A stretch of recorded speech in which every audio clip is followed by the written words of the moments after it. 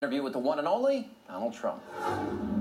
If you were to offer whoever the eventual nominee is against Obama advice, how do you deal with class warfare? How do you deal with rhetoric where they're accusing you falsely of being racist or your base of being racist?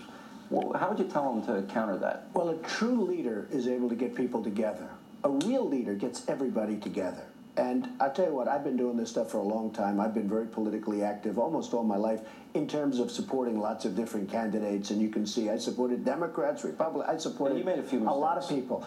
Not so many mistakes, but you know what? The truth is I've supported a lot of people that have been good people and some bad ones, but for the most part, pretty good people. A real leader gets everybody together. And I've been watching for a long time, as you have. I've never seen a situation where this country is so divided as it is now. This country is blowing up, Sean. We're blowing up. Somebody used that term the other day. I was watching a friend of mine doing something, and he said, yeah, our country is blowing up. He was down on Wall Street watching the kids and watching the people down there. And I've never seen this country in this kind of trouble before. And a true leader wouldn't let that happen. That's true, but the president is fomenting it. He's actually fomenting it. Yeah. He thinks that's his only way. Look, we have high unemployment. Businesses are doing terribly. People are losing their houses. Everyone's in trouble. And the only way, honestly, from his standpoint, in terms not for the country, but for him personally, the only way he's probably going to get elected is to do that. So his policies failed. He can't run on his record. So hope and change becomes, the worst kind of politics. In your estimation? Well, I think that's what's happening. I think he probably feels he can't get elected on the merits, obviously. I mean, the country's a disaster. You know, the other thing, we're not respected anymore as a country. We used to be respected. I don't even want to use the word fear because it's not as nice a word, but we were respected by the world as a power. We're not respected anymore. They laugh at us. Can you make heads or tails of the incoherent message of all these guys down at Wall Street? There's anger. Some of the anger, I think, is justified.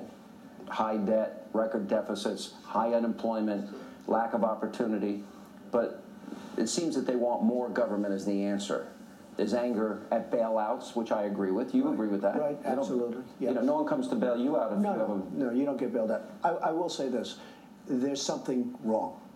And when it first started, people were laughing at it. Oh, they're just kids having a good time and, this and that. But there's a fever in this country, and it's festering. It's really festering like I've never seen before. There is something wrong. Now, they're angry at the banking system.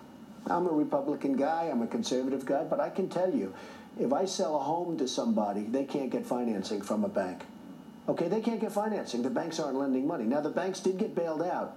So whether you like that or you don't like it, they got bailed out by this country, but they're not loaning money. The banks have not been treating people properly. If you buy a house or if you have a house, you can't make a deal with a bank.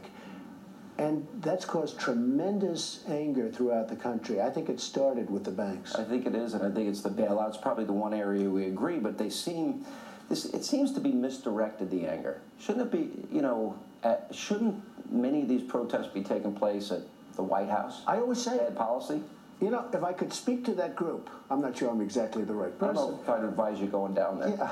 Yeah, but if I could speak to that group, I'd say, folks, let's go. Let's hop on the train. Let's hop on the planes. We're going down to Washington. Maybe you can take them on your big new jet. I'll do that. But they should be protesting in Washington, not here. Because Washington really did cause the problem. And look, everybody caused the problem. But the biggest culprit is Washington. And the biggest problem is Washington isn't fixing the problem. Because Obama truly doesn't know what to do. All right, so President Obama has embraced this Occupy Wall Street movement. I think a huge political mistake. What is he thinking? Where's that team in 2008 that ran a pretty flawless campaign? Well, people don't realize he got a lot of his money when he first got elected by Wall Street. Most of those people have abandoned him. I have people that were big supporters of him. They truly cannot even stand him. They can't hear his speeches. They can't listen to him talk about the sun will rise tomorrow morning. I mean, you listen to these speeches, it's just all rhetoric. There's no substance. And these people cannot stand him. So he's lost Wall Street. But the fact is, the protesters, I don't know if they like him or they don't like him. I guess some of them do like him. But he used Wall Street to his own benefit.